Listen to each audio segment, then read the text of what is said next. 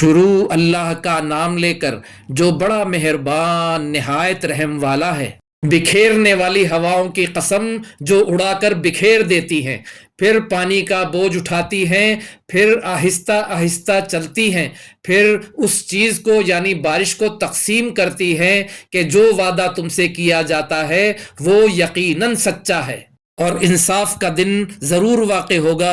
اور آسمان کی قسم جس میں کئی رستے ہیں کہ اے اہل مکہ، تم ایک اختلاف والی بات میں پڑے ہوئے ہو، اس سے یعنی عقیدہ آخرت سے وہی پھرتا ہے جو اللہ کی طرف سے پھیرا جائے۔ اٹکل دوڑانے والے ہلاک ہوں جو بے خبری میں بھولے ہوئے ہیں۔ پوچھتے ہیں کہ جزا کا دن کب ہوگا؟ وہ دن ہوگا جب ان کو آگ میں عذاب دیا جائے گا۔ اب اپنی شرارت کا مزہ چکھو، یہ وہی ہے جس کے لیے تم جلدی مچایا کرتے تھے۔ بے شک پرہیزگار بہشتوں اور چشموں میں ہوں گے، اور جو جو نعمتیں ان کا پروردگار انہیں دیتا ہوگا انہیں لے رہے ہوں گے۔ بے شک وہ اس سے پہلے نیکیاں کرتے تھے، رات کے تھوڑے سے حصے میں سوتے تھے اور صبح کے اوقات میں بخشش مانگا کرتے تھے، اور ان کے مال میں مانگنے والوں اور نہ مانگنے والوں دونوں کا حق ہوتا ہے۔ اور یقین کرنے والوں کے لیے زمین میں بہت سی نشانیاں ہیں اور خود تمہاری جانوں میں، تو کیا تم دیکھتے نہیں؟ اور تمہارا رزق اور جس چیز کا تم سے وعدہ کیا جاتا ہے آسمان میں ہے، تو آسمان اور زمین کے مالک کی قسم یہ اسی طرح قابل یقین ہے جس طرح تم بات کرتے ہو۔ اے نبی، کیا تمہارے پاس ابراہیم کے معزز مہمانوں کی خبر پہنچی ہے؟ جب وہ ان کے پاس آئے تو سلام کہا، انہوں نے بھی جواب میں سلام کہا۔ دیکھا تو ایسے لوگ کہ نہ جان نہ پہچان۔ پھر وہ اپنے گھر جا کر ایک بھنا ہوا موٹا بچڑا لائے اور کھانے کے لیے ان کے آگے رکھ دیا۔ کہنے لگے کہ آپ تناول کیوں نہیں فرماتے؟ اور ان سے خوف محسوس کیا۔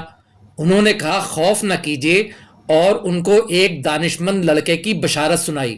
تو ابراہیم کی بیوی چلاتی آئیں اور اپنا منہ پیٹ کر کہنے لگی کہ ایک تو میں بڑھیا، اوپر سے بانجھ۔ انہوں نے کہا تمہارے پروردگار نے یوں ہی فرمایا ہے، وہ بے شک صاحب حکمت ہے، خبردار ہے۔ ابراہیم نے کہا کہ فرشتوں، اب تمہارا اصل کام کیا ہے؟ انہوں نے کہا کہ ہم گنہگاروں کی طرف بھیجے گئے ہیں تاکہ ان پر گارے کی پتھریاں برسائیں، جن پر حد سے بڑھ جانے والوں کے لیے تمہارے پروردگار کے ہاں سے نشان کر دیے گئے ہیں۔ بس وہاں جتنے مومن تھے ان کو ہم نے نکال لیا، پھر اس بستی میں ہم نے ایک گھر کے سوا مسلمانوں کا کوئی گھر نہ پایا۔ اور جو لوگ عذاب علیم سے ڈرتے ہیں ان کے لیے ہم نے وہاں نشانی چھوڑ دی۔ اور موسیٰ کے حال میں بھی نشانی ہے، جب ہم نے ان کو فرعون کی طرف کھلا ہوا معجزہ دے کر بھیجا تو اس نے اپنے قوت کے گھمنڈ پر منہ موڑ لیا اور کہنے لگا یہ تو جادوگر ہے یا دیوانہ۔ تو ہم نے اس کو اور اس کے لشکروں کو پکڑ لیا اور ان کو سمندر میں پھینک دیا، اور وہ کام ہی قابل ملامت کرتا تھا۔